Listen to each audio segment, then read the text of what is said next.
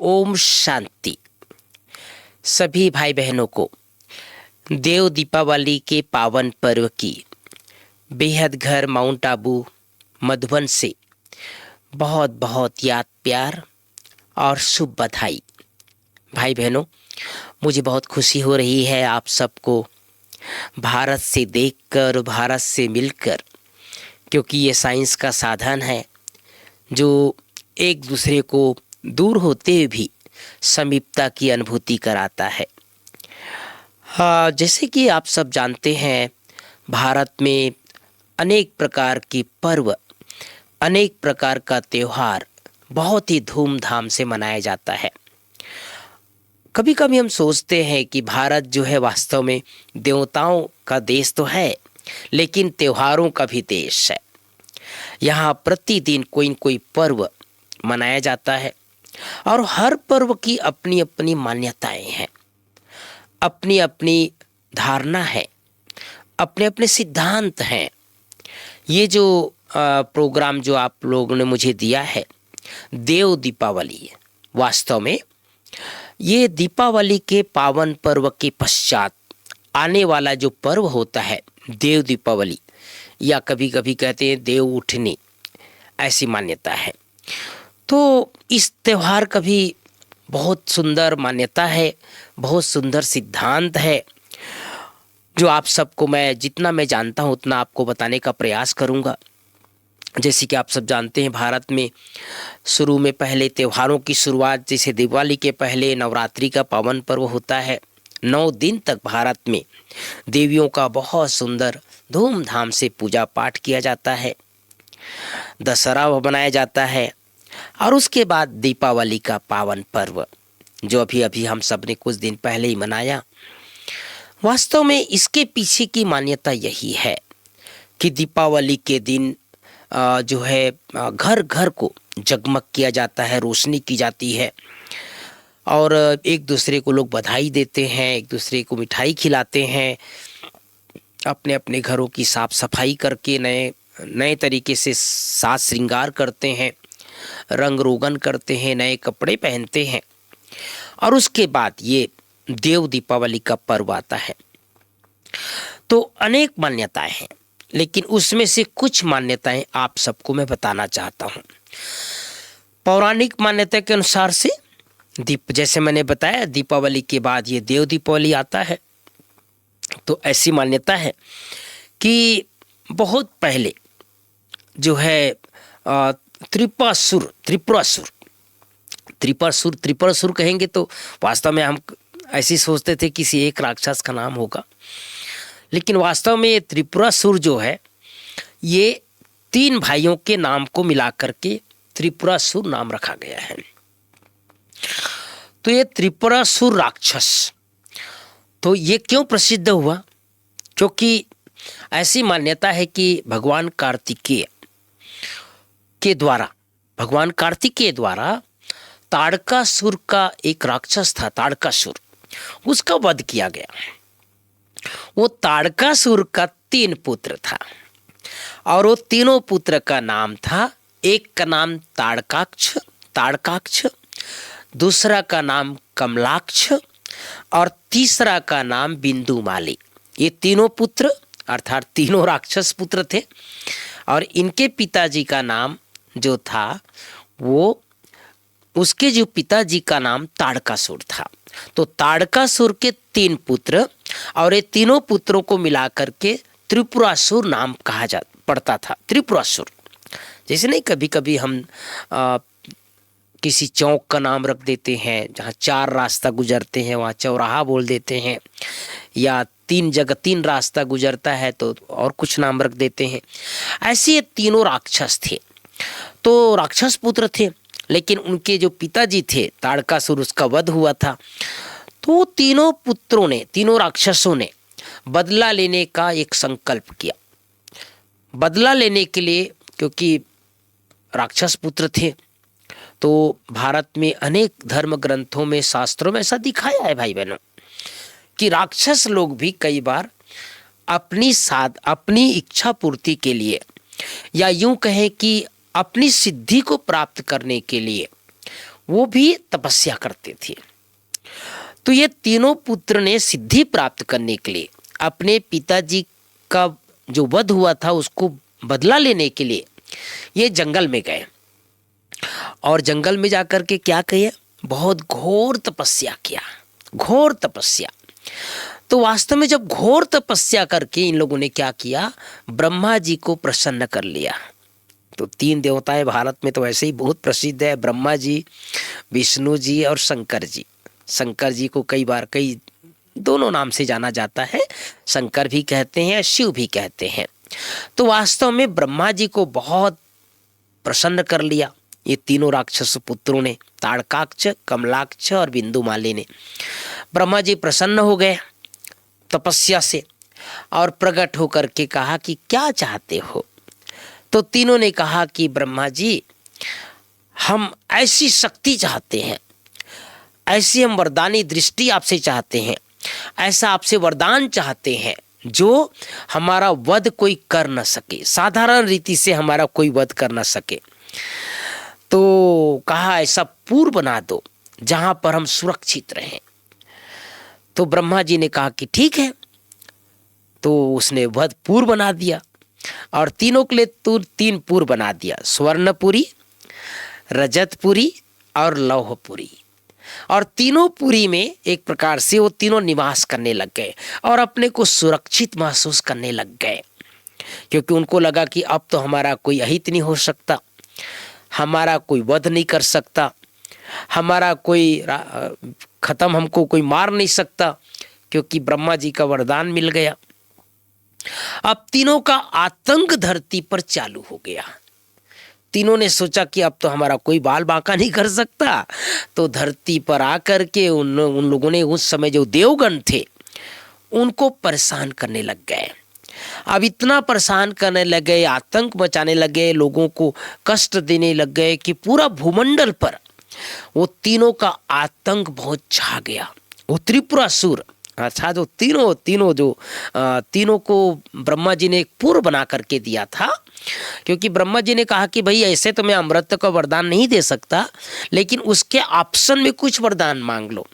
तब वो तीनों ने कहा कि ब्रह्मा जी हमको ऐसा 3 पूर्व बना करके दे दो जहां पर हम सुरक्षित रह सके।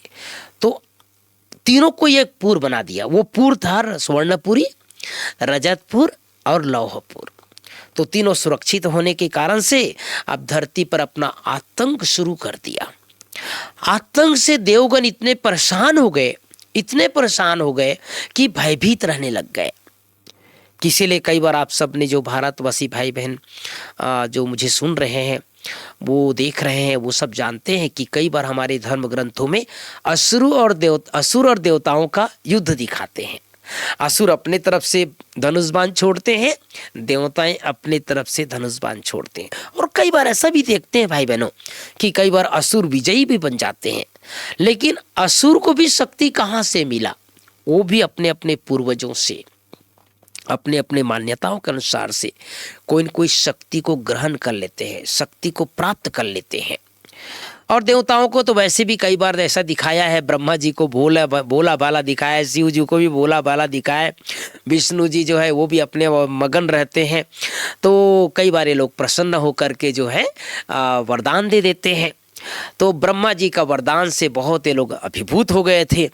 अब इतने आतंक मचाने लग गए कि वो परेशान हो गए।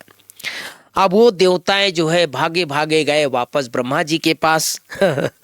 ब्रह्मा जी को कहा, ब्रह्मा जी आप ये धरती पर ये देवताएं अपना जो राक्षस है त्रिपुरासुर, ये बहुत आतंक मचा के रखे हैं ब्रह्मा जी, और हम उनसे बहुत परेशान हैं, हमारा तो जीना ही हराम कर दिया है, क्या किया जाए?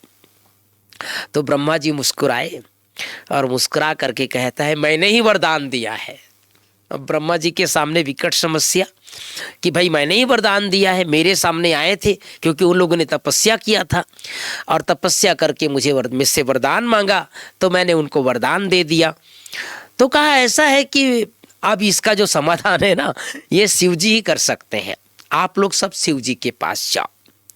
अब वो देवगण सारे जो है कैलाश पर्वत गए, शिव जी एकदम मगन अपनी तपस्या में। और शिव जी के सामने जाकर के सारी बात बताया कि शिव जी ऐसी ऐसी बात है, जो है हम तीनों जो राक्षस गण है, खास करके त्रिपुरासुर है ना, तो उनसे हम बहुत परेशान हो गए हैं, तो इनका कुछ किया जाए, हम तो बहुत इनसे तंग आ चुके हैं।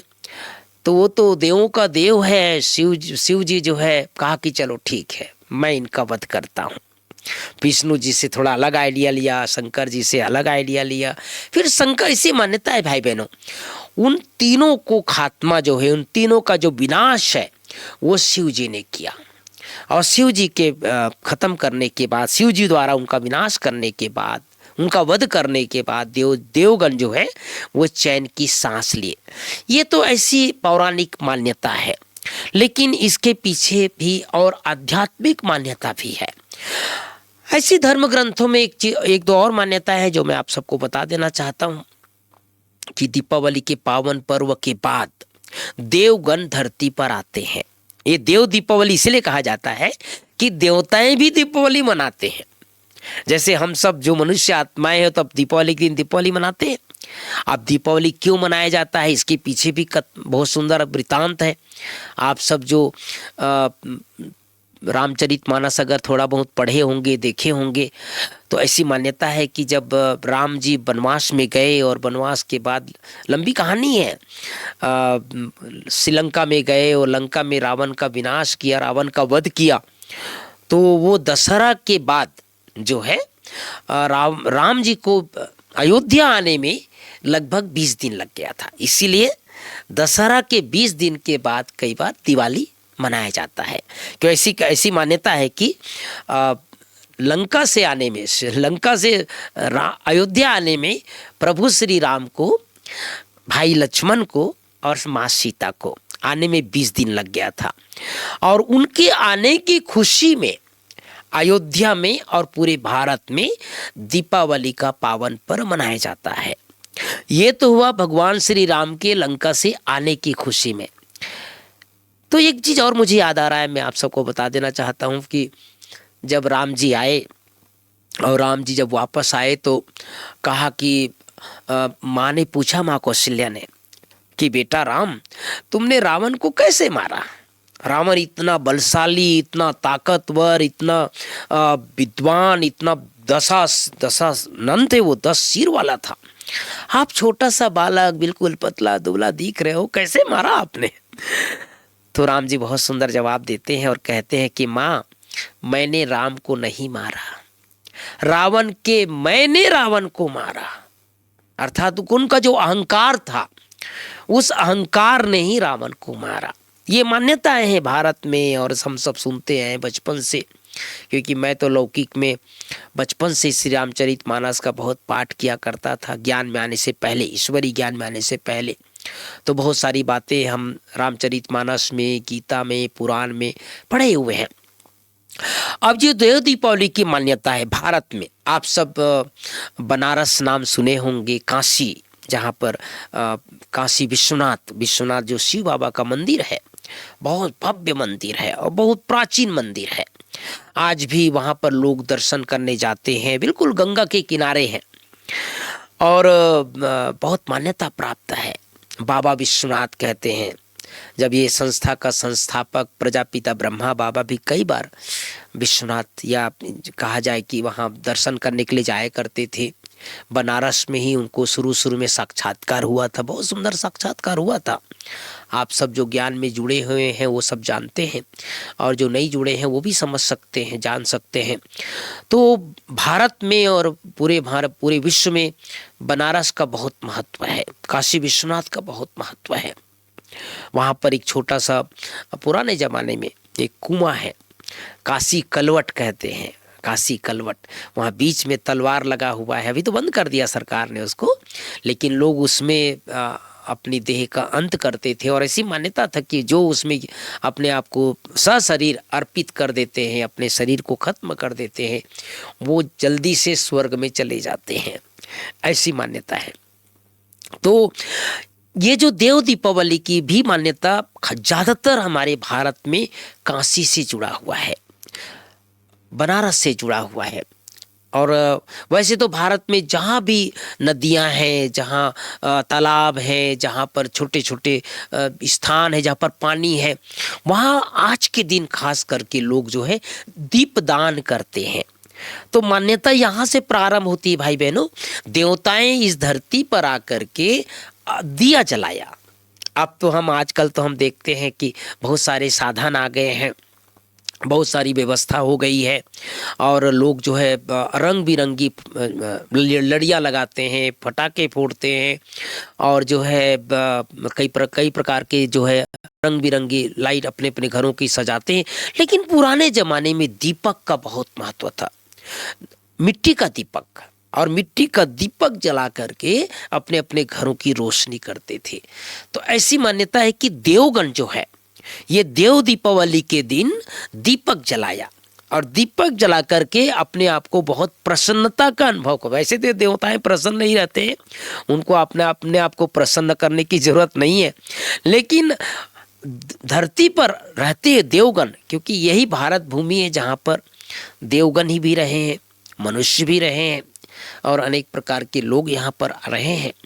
तो देवताओं का यादगार है ये देव दीपावली, और वो इसके पीछे भी आध्यात्मिक रहस्य है।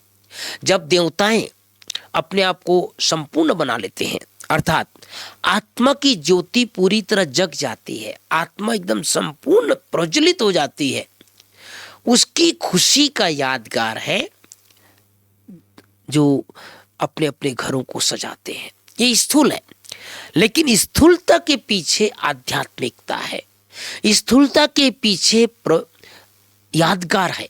और यादगार यही है कि जो कलयुग के अंत में परमात्मा इस सृष्टि पर आते हैं, धर्म ग्लानि के समय जब पाप बढ़ जाता है, जब सृष्टि में चारों तरफ हाहाकार हो जाता है, जब सृष्टि में एक प्रकार से सभी प्रकार की जो आत्मीयता खत्म हो जाती है, लोग विषय विकारों के वशीभूत हो जाते हैं, तब भगवान ने कहा है मैं इस सृष्टि जगत पर आता हूँ।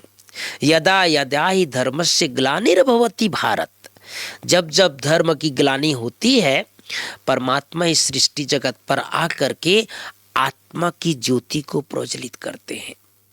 तो वास्तव में भाई बहनों, ये जो देव दीपावली का यादगार भी इसी समय का यादगार है कि इस समय जो हमारी आत्मा जगती है, आत्मा की ज्योति को हम जगाते हैं, तो जगाने के बाद घर घर की रोशनी हो जाती है, अर्थात ये पूरा सृष्टि जगत जो है पावन दुनिया बन जाती है। अब जो आज के दिन लोग क्या करते हैं, देव दीपावली के दिन लोग नदियों में जाकर के स्नान करते हैं। मुझे याद है अपना बचपन, मैं जब ईश्वरीय ज्ञान में नहीं आया था तो मैं आज के दिन खास करके पूजा करता था और पूरा दिन उपवास रखता था।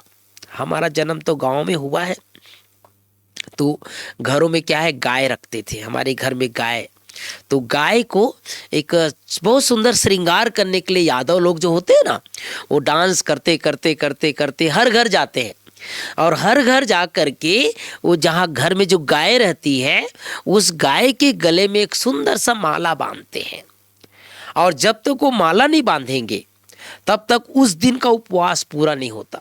तो मुझे याद है रात को कभी कभी 11 बज जाता था, कभी 12 बज जाता था। वो यादव लोग हर घर घर जाकर के नृत्य करते हुए हर एक के घर में जाते थे, और जिस घर में जाते थे उस घर में उन यादवों को दान किया जाता था, और उसके बाद ही वो उपवास पूरा होता था, पूरा दिन का उपवास।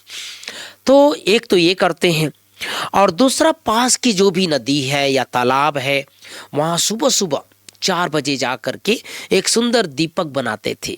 कभी कभी वो जो नारियल का जो होता है ना छोटा सा छिलका, उसके ऊपर, और कभी ऐसे पत्ता के ऊपर, और उसको दान करते थे। अर्थात वो दीपक इतना सुंदर दृश्य लगता है ना, जो भारतवासी भाई बहने जो कभी देखे होंगे, आप देख सकते हैं या जो सुने होंगे, तो नदियों में भी जलता हुआ दीपक छोड़ते हैं, बहुत सुंदर लगता है, दूर दूर से दिखाई देता है। आप सोचो पानी, और पानी के अंदर वो दीपक जल रहा है, कितना प्यारा लगेगा। तो लोग स्नान भी करते हैं, व्रत भी करते हैं, उपवास भी करते हैं, और इसीलिए कि जन्म जन्म के पाप भस्म हो जाए। भारत में खास करके वैसे तो अनेक नदियां हैं जहां पर लोग स्नान करने जाते हैं, लेकिन गंगा स्नान का बहुत महत्व है। गंगा में जरूर स्नान करेंगे, है ना, क्योंकि गंगा को पतित पावनी कहा जाता है। और आज के दिन खास गंगा के किनारे, गंगा के घाट पर लोग बहुत लंबी लंबी कतारों में जाते हैं, बहुत दूर दूर से जाते हैं, चाहे हरिद्वार में, चाहे बनारस में, जहाँ जहाँ से भी गंगा गुजरती है। वैसे तो सभी नदी हम लोग स्नान करते हैं, लेकिन गंगा में खास स्नान करते हैं और ये समझते हैं कि हमारे जन्म जन्म के पाप धुल गए हैं। और जन्म जन्म तो छोड़ो, कम से कम इस जन्म के पाप धुल गए। मैं एक छोटा बचपन से सुना हुआ एक दृष्टांत कहानी आप सबको, हंसी की बात है, सुनाना चाहता हूँ। एक बार एक व्यक्ति गंगा के पास गया, माँ गंगा के पास, और माँ गंगा को जोर जोर से आवाज दे करके कहता है, मैया मैया मुझे आपसे बात करनी है, आप बाहर निकलिए। तो गंगा मैया, आप सबने देखा हो, गंगा मैया अर्थात एक सुंदर देवी स्वरूपा दिखाते हैं। वो पानी में, गंगा मैया गंगा में रहती थी, वो नदी में रहती थी। वो बाहर निकली आवाज सुन करके, कहा कि क्या बात है, आप इतना जोर जोर से मुझे आवाज दे रहे हो। कहा मैया आपसे मुझे एक बात पूछनी है। तो कहा बोलो पूछो। कहा मैया, ये दुनिया भर के लोग जो आपके सामने स्नान करने आते हैं और दुनिया में इतना पाप बढ़ रहा है, क्या आपकी जिम्मेदारी नहीं है मैया? तो बोले कैसे, मेरी जिम्मेदारी क्या है? कहता है मैया, लोग सब आते हैं और 3 बार डुबकी लगाते हैं, क्योंकि आज के दिन जो देव दीपावली के दिन तो खास डुबकी लगाते हैं। का डुबकी लगाते लगाते कहते हैं कि बस जय गंगा मैया, हमारा पाप धुल गया, हमारा पाप धुल गया, हमारा पाप धुल गया, और सारे पाप को आपकी नदी में, आपके पानी में छोड़ के चले जाते हैं। आप क्यों लोगों को ऐसी भ्रम में डाले हो कि पानी में स्नान करने से पाप धुल जाते हैं? तो गंगा मैया बहुत सुंदर जवाब देती है और कहती, अरे मानव, मैं क्यों किसी के पाप को रखूंगी? तो कहाँ क्या करते हो सबके पाप को? लोग तो यही कहते हैं कि हम गंगा स्नान करके आए, हमारे सारे पाप धुल गए। तो कहा, गंगा मैया कहती है कि अरे मानव, मैं तो सबके पाप को सागर को दे देती हूँ। कहा अच्छा, आप सागर को दे देती हो? तो उसने क्या किया, वो उस मानव ने सागर के पास गया और सागर को जा करके कहता है, सागर देव मुझे आपसे बात करनी है, सागर देव बाहर निकलिए। आज मुझे पता चला आपका पानी खारा कैसे है, सारी दुनिया के पापों को आपने रखा हुआ है, मुझे पता चला है। आप बाहर निकलिए सागर देव, आज मुझे फैसला करना है, मुझे आपसे बात करनी है।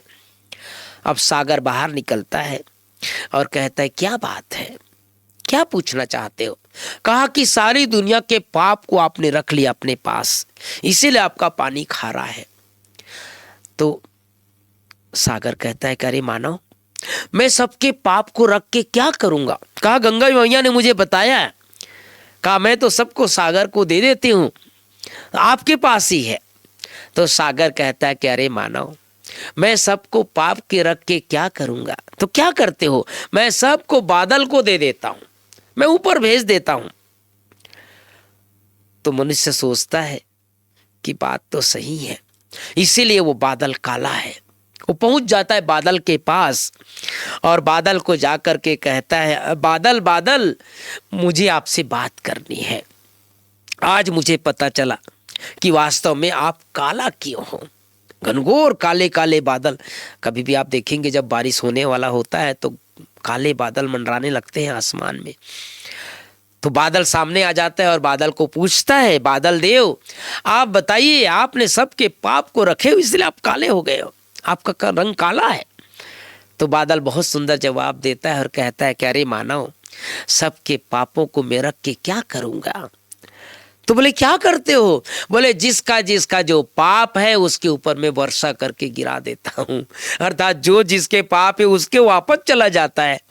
तो भाई बहनों, वास्तव में इसका आध्यात्मिक रहस्य यही है कि भले स्थूल रीति से हम कुछ भी करें, भले हम व्रत करते हैं, जप करते हैं, साधनाएं करते हैं, तपस्या करते हैं, स्नान करते हैं, लेकिन जब तक हमें आत्मज्ञान नहीं होगा, जब तक हमें परमात्मा ज्ञान नहीं होगा, जब तक हम ईश्वरीय ज्ञान से ओतप्रोत नहीं होंगे, जब तक हम सत्य के मार्ग पर नहीं चलेंगे, तब तक हम पापों से मुक्त नहीं हो सकते। अभी तक हम केवल भगवान के नाम से ही काम करते रहे, केवल भगवान के नाम स्मरण मात्र से भी हम कई काम करते रहे, और होता भी है, ऐसा नहीं होता है। भगवान के नाम से भी कई कई चीजें होती रही हमारे जीवन में। लेकिन अब भगवान कहता है, परमात्मा इस सृष्टि चक्र पर आकर के कहता है, मुझे जानो, मुझे पहचानो, और उसके लिए स्वयं की पहचान, अपनी आत्मा की ज्योति को जगाना है, अपनी आत्मा की ज्योति। तब हमारे अंदर जो देवत्व है, हमारे अंदर जो अनेक प्रकार की शक्तियां छुपी हुई है, निहित है, वो आगे आ सकती है। क्योंकि हमारे अंदर ऐसा नहीं कि हमारे अंदर कोई सारा अवगुण ही बुराई है, बहुत सारी स्मृतियां हैं हमारे अंदर, बहुत सारी दिव्यताएं हैं जिससे हम अपरिचित हैं। जैसे आप सबने सुना होगा, जब माँ सीता की खोज में सभी लोग गए, राम जी ने बहुत सुंदर सेना तैयार किया और हनुमान जी को कहा कि तुम लंका में चले जाओ उड़ के। तो कहा मैं कैसे उड़ूंगा, उसको याद दिलाया, अरे भाई तुम छोटे थे ना तो उड़ करके सूरज के पास चले गए थे, है ना, तुम तो पवन पुत्र हो, उड़ सकते हो। तब उसको याद आया कि मेरे अंदर ऐसी भी शक्ति है कि मैं उड़ करके जा सकता हूं। इसी तरह से हम सब के अंदर बहुत सारी दिव्यताएं, बहुत सारी विशेषताएं, बहुत सारी देवी गुण, बहुत सारी शक्तियां, बहुत सारी कलाएं जो अंदर छुपी हुई है, उसको सिर्फ जगाना है। और उसके लिए मेडिटेशन की जरूरत है, राजयोग की जरूरत है, संकल्प की शक्ति को जानने की जरूरत है। और यही सच्ची सच्ची दीपावली है। जब आत्मा की ज्योति को जगा लेंगे ना, सब कुछ ठीक होने लग जाएगा। और उसके लिए हमें स्वयं से शुरुआत करनी है। देखो भाई बहनों, आज का मानव क्या कर रहा है, हर एक चाहता है दूसरा शुरू करे, ये शुरू करे, ये बदल जाए, ये सुधर जाए, इसका जीवन अच्छा, ये अपने आप को बदल ले तो इसको, इसके कारण से मैं बदल लूंगी, या ये कहते हैं इसके कारण से मैं परेशान हूं, मुझे इसके कारण से क्रोध आता है, इसके कारण से मुझे गुस्सा आता है, इसके कारण से मुझे तनाव रहता है। आज का मानव अपनी गलती को छुपाने के लिए, अपने को दोष मुक्त करने के लिए दूसरे के ऊपर दोषारोपण करते हैं। ये वास्तव में जो राजयोग है, वास्तव में जो मेडिटेशन है, जो आध्यात्मिक मार्ग पर चलने वाले लोग हैं, वो पहले अपनी स्व चेकिंग करते हैं, स्व चेकिंग, और स्वयं से शुरुआत करते हैं। प्रजापिता ब्रह्मा कुमारी ईश्वरीय विश्वविद्यालय यही सिखाता है, स्वयं से शुरुआत करो। हमारा एक बहुत सुंदर स्लोगन है, स्वयं को बदलने वाला ही दूसरों को बदल सकता है। दूसरे शब्दों में कहेंगे, स्व परिवर्तन से विश्व परिवर्तन। स्वयं को परिवर्तन करेंगे तो विश्व परिवर्तन हो जाएगा। एक छोटी सी कहानी है, मैं आप सबको बता देना चाहता हूं। एक घनघोर जंगल था, बहुत बड़ा जंगल, और उस जंगल में एक बार बहुत जबरदस्त आग लग गई। अब आग लग गई तो सब वहां पर लोग भी थे, जंतु जानवर भी थे, शेर भी थे, भालू भी थे, जानवर भी, सब प्रकार के जानवर थे, मानव भी थे आसपास। अब जंगल में जैसे आग लगी तो आग का जो गोला था, आग का जो प्रभाव था, वो बहुत तेजी से चारों तरफ फैलने लगा। सब तमाशा देख रहे थे। एक चिड़िया थी उस जंगल में। वो चिड़िया ने सोचा कि भाई इतना घनघोर जंगल है, चारों तरफ आग फैलता जा रहा है, तो उसने सोचा मैं शुरुआत करती हूं। वो दूर सागर था, बहुत दूर, वो सागर में जाती थी, सागर के पास जाती थी और एक चोंच में अपना पानी भर के आती थी और पानी को जंगल की आग में डालती थी। वो जाती थी, फिर एक चोंच पानी भरती थी, वापस आती थी, जंगल की आग में डालती थी। सब लोग देख रहे थे कि भाई ये चिड़िया क्या कर रही है। चिड़िया से पूछा, क्या कर रहे हो चिड़िया? तो चिड़िया ने कहा कि आपको देख नहीं रहा है, मैं इस आग को बुझाने का प्रयास कर रही हूं।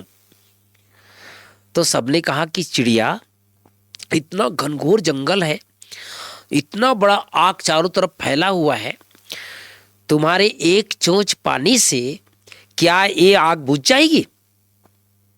तो चिड़िया ने बहुत सुंदर जवाब दिया भाई बहनों। चिड़िया ने कहा, मुझे पता है मेरे एक चोंच पानी से आग नहीं बुझेगी, लेकिन प्रयास करने में क्या जाता है, मैं प्रयास तो कर रही हूं ना। कम से कम आप लोग जैसे तमाशा तो नहीं देख रही हूं। मैं जा रही हूं, एक चोंच पानी भर के ला के डाल रही हूं। और बहुत सुंदर जवाब आगे देती है वो कहती, जब भी आग बुझाने की बात आएगी, जब भी जंगल में आग बुझाने की बात आएगी, तो पहला नाम इतिहास में मेरा आएगा, क्योंकि मैंने शुरुआत किया। हम सबको भी अपने जीवन की शुरुआत, अपने परिवर्तन की शुरुआत स्वयं से करनी है और अपनी आत्मा की ज्योति को जगाना है। उसके लिए मैं छोटे छोटे आज देव दीपावली के पावन पर्व पर 2 छोटे छोटे होमवर्क बता देना चाहता हूं आप सबको। पहला, सुबह उठते ही, जब भी उठे आप, है ना, हमारे जो ये विद्यालय से जुड़े हुए लोग हैं तो बहुत जल्दी उठ जाते हैं, लेकिन आप जो भी विदेश में भारतवासी जो रहते हैं और भारत की मान्यताओं को जानते हैं कि यहाँ पर सुबह जल्दी उठते हैं। आजकल तो लोग थोड़ा सा बदल गए हैं, दिनचर्या बदल गई है, देर देर रात तक जगने की आदत बन गई है, लेकिन हमें याद है आज से 40 साल 30 साल पहले लोग जल्दी उठा करते थे। और जल्दी आज भी लोग, कई लोग गाँव में जो प्राचीन मान्यता लोग हैं वो जल्दी उठते हैं। उठते ही क्या करना है, एक संकल्प आप सबको दे देना चाहता हूं। उठते ही संकल्प करना है, आई एम सोल, मैं आत्मा हूं। और 5 संकल्प साथ साथ करना है, मैं शांत स्वरूप आत्मा हूं। पहला संकल्प। उठते ही हमारे संकल्प का प्रवाह, ये आत्मा की ज्योति को जगाना है। यही सच्ची सच्ची देव दीपावली है, क्योंकि अपने को प्रज्वलित करना, अपने को प्रकाशवान बनाना, अपने को तेजस्वी बनाना, ये सिखाता है हम सबको देव दीपावली। तो पहला काम, पहला संकल्प करना है, मैं शांत स्वरूप आत्मा हूं। दूसरा संकल्प करना है, मैं प्रेम स्वरूप आत्मा हूं। प्रेम स्वरूप, शांत स्वरूप, प्रेम स्वरूप। तीसरा, मैं आनंद स्वरूप आत्मा हूं। चौथा, मैं सुख स्वरूप आत्मा हूं। पांचवा, मैं पवित्र स्वरूप आत्मा हूं। तो सुख, शांति, आनंद, प्रेम, खुशी, शांति, ये आत्मा की निजी गुण है। इन निजी गुणों को जितना हम अपने जीवन में सार्थक रूप से लाएंगे, और सारा खेल संकल्प का है। आप देखो, कई बार भारत में ऐसी मान्यता है कि कुछ काम बिगड़ता है तो लोग कहते हैं, आज मैंने पता नहीं किसका मुंह देख लिया, सुबह मैंने किसको देख लिया, आज सारा दिन मेरा काम बिगड़ रहा है। तो वास्तव में किसी को देखने से या किसी का मुंह देखने से काम बिगड़ता नहीं है, बल्कि अपने संकल्प की क्वालिटी को बदलने से, अपने संकल्प की विचारधारा में कुछ गलत चीजें लाने से ही हमारे सारे काम बिगड़ने लग जाते हैं। इसलिए सुबह उठते ही, आंख खुलते ही, ये 5 संकल्प, पहला काम। दूसरा, सुबह उठते ही सोच लो, मेरे जैसा भाग्यवान कोई नहीं। ये बहुत सुंदर संकल्प है, हम सबको सिखाते हैं ये चीजें। अपने भाग्य का गुणगान करना है। आप जहां भी हैं, लेकिन भाग्यवान है, भगवान के बच्चे हैं, इसलिए भाग्यवान है। अपने आप को भाग्यवान समझेंगे तो आपका भाग्य का उदय होता रहेगा। कई बार हम सोच लेते हैं कि, बहुत नेगेटिव सोच लेते हैं कि पता नहीं मेरे भाग्य में है कि नहीं है। बच्चों के लिए सोच लेते हैं, परिवार वालों के लिए सोच लेते हैं, पड़ोसी के लिए सोच लेते हैं, रिश्तेदारों के लिए सोच लेते हैं। तो हमारे संकल्प का प्रभाव सबके ऊपर जाता है। इसलिए खास करके जो भी भाई बहन थोड़ा विद्यालय के ज्ञान से जुड़े हैं, वो अपने बच्चों के लिए, खास करके जो माता पिता जुड़े हुए हैं इस क्लास में, उनको मैं बताना चाहता हूं, अपने बच्चों के लिए 3 संकल्प रोज करना है। पहला, मेरा बच्चा बहुत बुद्धिमान है। दूसरा, मेरा बच्चा बहुत गुणवान है। और तीसरा, मेरा बच्चा बहुत चरित्रवान है। ये 3 संकल्प रोज कीजिए। बुद्धिवान है, गुणवान है, चरित्रवान है। कभी भी निगेटिव नहीं सोचना है। अपने लिए भी नहीं सोचना है, बच्चों के लिए भी नहीं सोचना है, पड़ोसियों के लिए भी नहीं सोचना है, रिश्तेदारों के लिए भी नहीं सोचना है। तो आपका पॉजिटिव संकल्प, आपका सकारात्मक संकल्प परिवार में सकारात्मक ऊर्जा पैदा करेगा। देखो, दीपावली के दिन क्या करते हैं हम सभी? दीपक जलाते हैं। दीपक क्या करता है? रोशनी प्रदान करता है।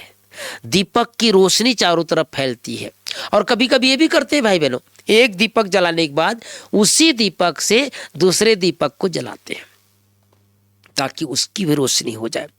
अगर आप घर में, अपने परिवार में एक भी व्यक्ति, अगर आप अपने को जला लिए हैं, अपने को रोशनी कर लिए हैं, तो आपका प्रभाव पूरे परिवार के ऊपर पड़ेगा, घर के ऊपर पड़ेगा। इसलिए स्वयं को बदलना है, अपने विचारों को बदलना है। तो ये 2 काम, पहला 5 संकल्प, और दूसरा मेरे जैसा भाग्यवान कोई नहीं, अपने परिवार के लिए, अपने लिए। तीसरा, अपने अपने घरों में खुशी का माहौल बनाना है, खुशी का माहौल। और उसके लिए एक छोटा सा संकल्प करना, सब अच्छे हैं, सब अच्छे हैं, बच्चे भी अच्छे, पति भी अच्छे, माँ भी अच्छी, बाप भी अच्छा, मेरी जिनके पास नौकरी करती हूँ, जाती हूँ, सब अच्छे। अगर आप अच्छे अच्छे सोचेंगे तो सब कुछ अच्छा होने लग जाएगा। इसलिए हम सबको आज के दिन, देव दीपावली के दिन, ये सुंदर सुंदर संकल्प करना है, आत्मा की ज्योति को जगाना है। एक बार पुनः आप सबको आज के सुंदर दिवस की अनंत अनंत शुभकामनाएं, बधाई। आप सब खुश रहें, आनंद में रहें और सदैव आगे बढ़ते रहें, यही हमारी शुभकामनाएं हैं। अभी लास्ट में हम सभी 5-7 मिनट मेडिटेशन करेंगे। जो जो मैं संकल्प करूंगा लाइव जुड़ करके सभी लोग उस संकल्प के हिसाब से मेडिटेशन करेंगे। इससे आत्मा की शक्ति प्रज्वलित हो जाती है। हम सब बहुत बहुत बहुत, हमारी आत्मा जो है बहुत अच्छी हो जाती है। यही हम सबका लक्ष्य है। इसलिए अभी हम सभी 5-7 मिनट बहुत सुंदर मेडिटेशन करेंगे। चलो, जहां भी हैं सब संकल्प शांत कर ले, एकाग्र हो जाएं, मन बुद्धि एकाग्र।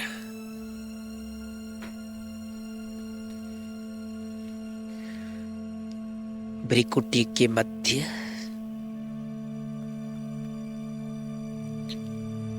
चमकती हुई ज्योति, दिव्य सितारा,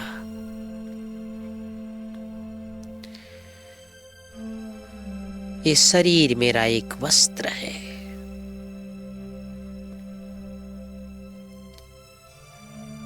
मैं एक चैतन्य दीपक,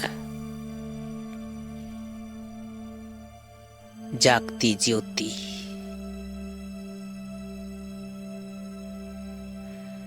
लाइट हाउस, माइट हाउस।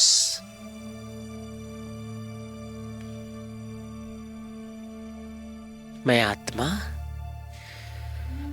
अनेक बार देह धारण किया, अनेक बार देह का त्याग किया।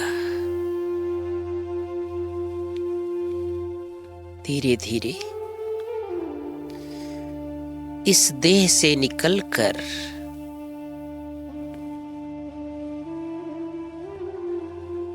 शरीर अलग, आत्मा अलग। शरीर से अलग अनुभव कीजिए। अपने अपने घरों के छत पर पहुंच जाइए। संकल्प से पहुंच जाइए सभी छत पर। ये घर अलग, मैं अलग। फील कीजिए सभी। शरीर अलग, मकान अलग, मैं आत्मा अलग। अब छत से और ऊपर जाइए, अपने अपने शहर से ऊपर, जहां भी हैं आप, शहर से ऊपर पहुंच जाइए। ऊपर से अपने शहर को देखिए। ये पूरा शहर अलग, मैं आत्मा अलग। स्वयं को आसमान में देखिए। पूरा सृष्टि जगत अलग, मैं आत्मा अलग। और ऊपर पहुंचिए अंतरिक्ष में। स्वयं को एकदम लाइट कर लीजिए, हल्का। सूर्य चांद तारा गण से भी पार, सूक्ष्म जगत से भी पार। स्वयं को परम धाम में देखिए। Sweet silence home. चारों तरफ आत्माएं, जगमग करती ज्योति, आत्माओं की दुनिया। ये परम धाम मुझ आत्मा का अपना घर है, मेरा निवास स्थान है।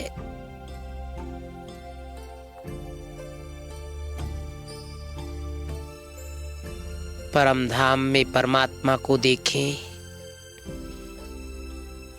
वो महाज्योति, सर्वशक्तिवान, जगत नियंता, विश्व कल्याणकारी। परमात्मा में टच हो जाए। आत्मा और परमात्मा का सुंदर मिलन, प्रभु मिलन। परमात्मा की शक्ति मुझ आत्मा में आ रही है। स्वयं को चार्ज कर ले। मैं बहुत शक्तिशाली आत्मा, भगवान का प्रिय संतान।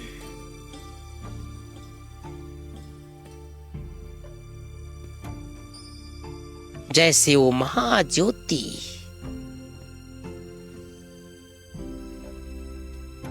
मैं आत्मा ज्योति।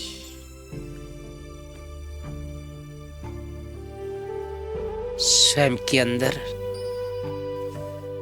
अनंत आध्यात्मिक शक्ति, स्पिरिचुअल पावर मुझ में समा रही है। प्रभु प्रेम में लवलीन हो जाए। स्वयं में शक्ति भरकर स्वयं की आत्मा को प्रज्वलित कर धीरे धीरे मैं आत्मा परम धाम से निकलकर जगमग करती ज्योति आकाश मार्ग से आ गई साकार धरा पर। साकार शरीर में मस्तक के मध्य इस संकल्प के साथ प्रवेश हो जाए, मैं आत्मा ज्योति शांत स्वरूप,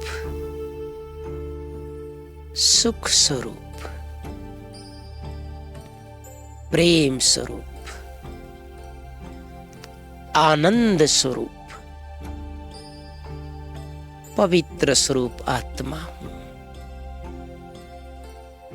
मेरे जैसा भाग्यवान इस संसार में कोई नहीं। ओम शांति, ओम शांति, ओम शांति।